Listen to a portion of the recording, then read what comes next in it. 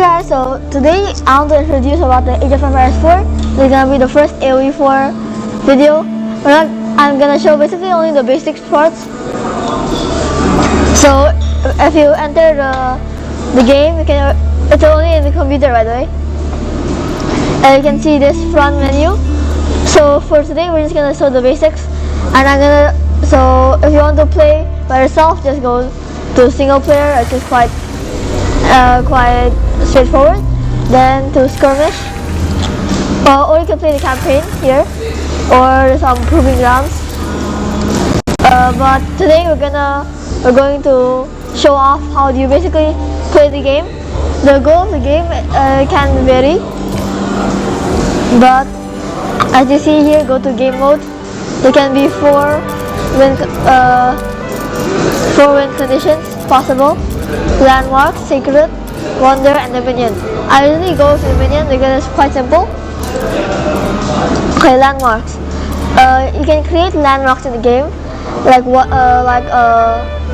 age-up landmarks and the town center that you start with. It's kind of complex basically. The town center is like your city center, and then landmarks. There's other landmarks that you can build up, which will basically boost you to the next age. Now, ages are important. There's the 4 ages, and basically, the higher up you are in the age system, you have more technology, better soldiers, and many more perks. So then there's secret. If you use the secret win condition, or I think it also appears if you don't use it in the map. There's a map, of course. There will be a lot of secret sites that you have to control with monks. Monks is like a religious unit. The game is not only about military, there's also a religious factor. The monks can also be killed, and you also need the army to control if the secret site, if other players have already controlled that site. You can play with more than one win condition, by the way. Then you have wonder. If you use the wonder win condition, then you can unlock the wonder when you are at the 4th age. Wonders are very expensive, and you have to build it and defend it for 15 minutes, and then you can win. Then there's Dominion. Basically, if you have Dominion, everyone has a king, and you have to kill everyone else's kings, and of course keep your one safe. It's like chess basically. So those are the win conditions. And then you can look at here, skirmish game. You can add the AI here. There's many difficulties you can choose from. For today, because for simplicity, I like to play with any enemies. I'm just gonna try to show off what you can do. Now you can also choose the map. I'm gonna do a very simple one, which is Dry Arabia. Let me find it. If you see this kind of thing here, it usually means that it's part of the DLC. So where is Dry Arabia? Here. So we can also choose the biome if you want to, but this is kind of unnecessary. There's a map size, which is very important. I think gigantic is the best, but it's also very big and time consuming. You can choose the team. Let's start the game.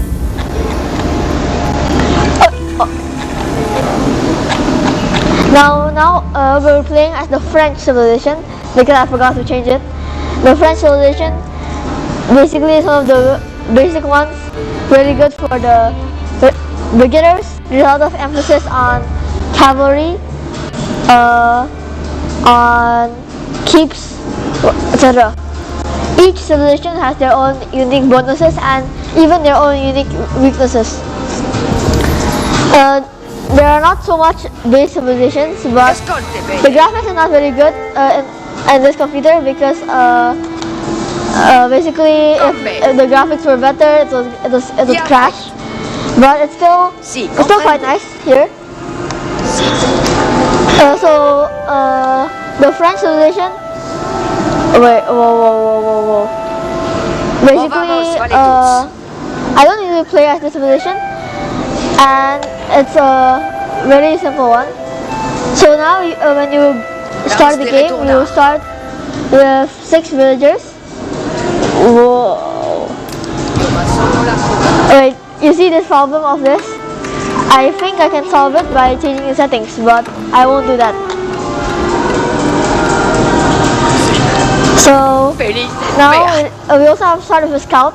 Scouts are a kind of cavalry, but which is a military unit, and they can fight, but their fighting ability is very small, and their main purpose is to explore, and they're quite good at this job.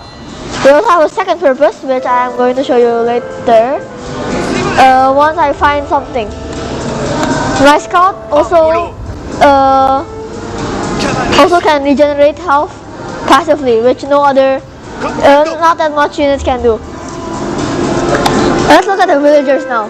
Villagers have many functions and are the most important unit in the game. Well, besides maybe the king if you're playing a Dominion.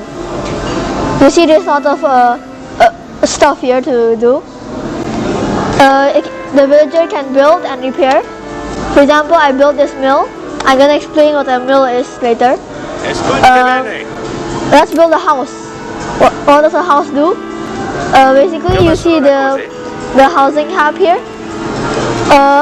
You can build villagers in the town center, but not that much because it's gonna run out of the slots.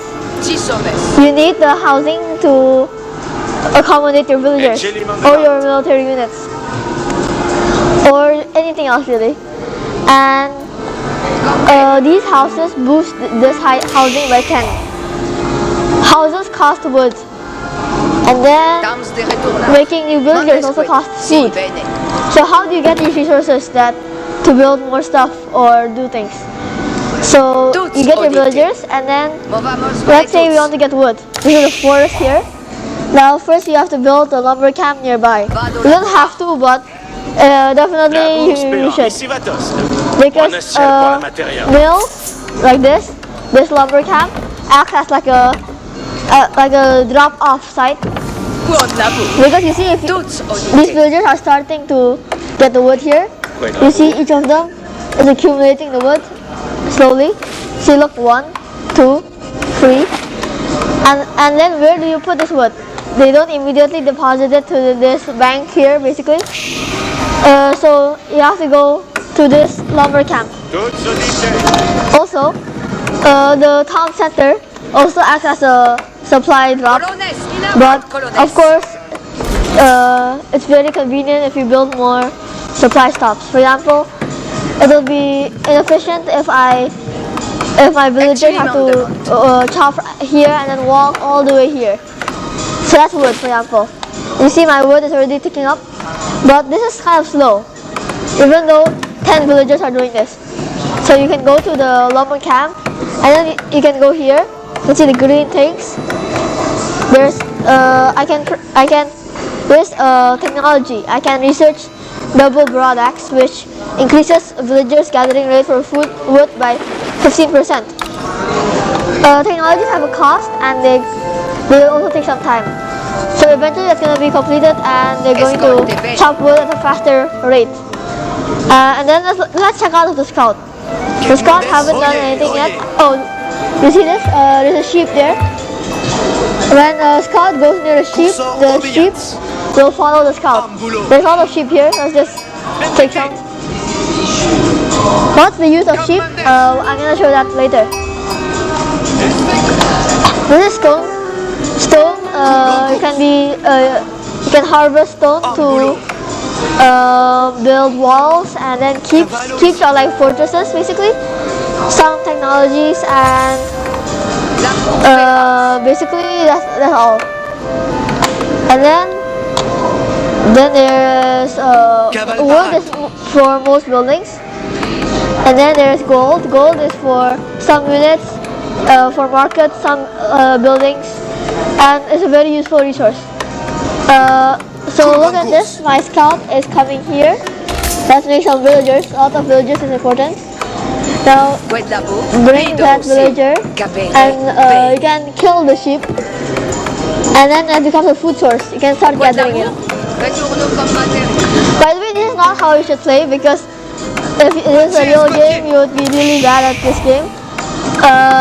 I mean, if you follow this example exactly, because you shouldn't use all 10 villagers on one gathering thing. For example, in a real game, you should have use some villagers to get food or gold or even stones. Next, usually there will be enemies in the game, but other civilizations. But in this example, I didn't make any enemies, so we don't have to worry about that now. But this is how you make military units. If you want to build the infantry, you can build the barracks here. Building takes a lot of time. I mean, depending on the building and depending on the amount of villagers. Let's just get everyone to build this barrack. We have enough wood, so I don't think we really need to gather them anymore. So now this should be very fast. Because it is just an example game, I'm not gonna I'm just gonna leave the villagers like that. If you want to select units, by the way, you can do that. And then individual ones like this. If villagers are idle, like sleeping like this means you're wasting them. And you can go here and then do something. So now we have the barracks. You can see the options here. You can get technologies to upgrade your units and then build the units. For example, I'm building a spearman, which costs 60 food and 20 wood per spearman. Let's get our villagers to build something more complex. What about the market? Yeah. Let's put a market here. It's gonna be very fast because we have a lot of villagers on this job. Okay, we're producing. This is our first spearman here. Spearmen are very cheap units, and they counter cavalry. Cavalry is like horse units basically. Next, let's build more houses because we're running out of slots here. You can see here.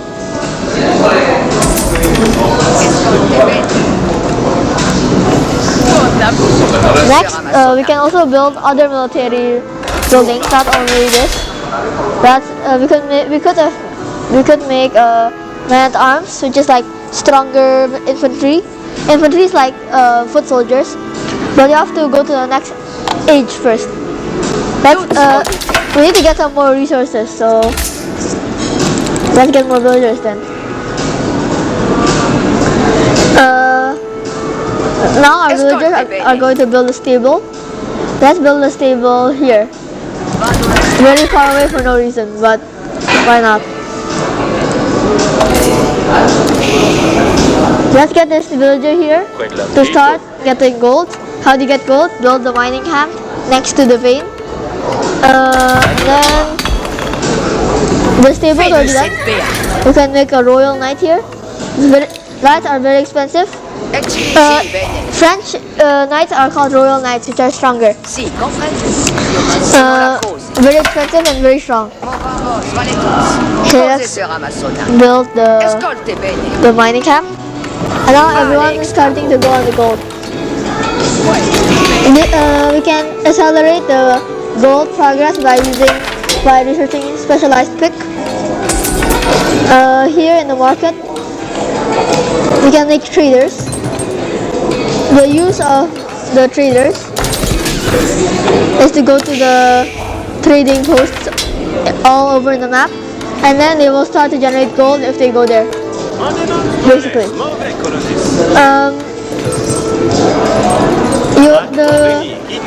there's a few basically sides of the game.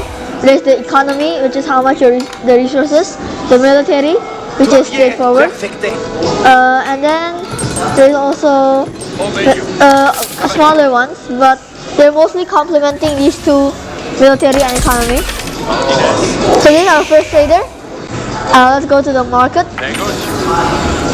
You can see the trader out there if you click the trader. The gold is very fast because we have so much villagers. And the last thing I'm going to do in this game is to probably advance to the next era. And then after that, we could. I'm gonna stop this recording. You can trade resources in the what's it called again? The market. Now 1,200 food and 600 gold. We can go to H3. You start in H1, but you can change the settings of the game to start slightly later. You have two choices every time. You can go to the next era. I'm gonna go for the Royal Institute. Let's just make it like here for some reason.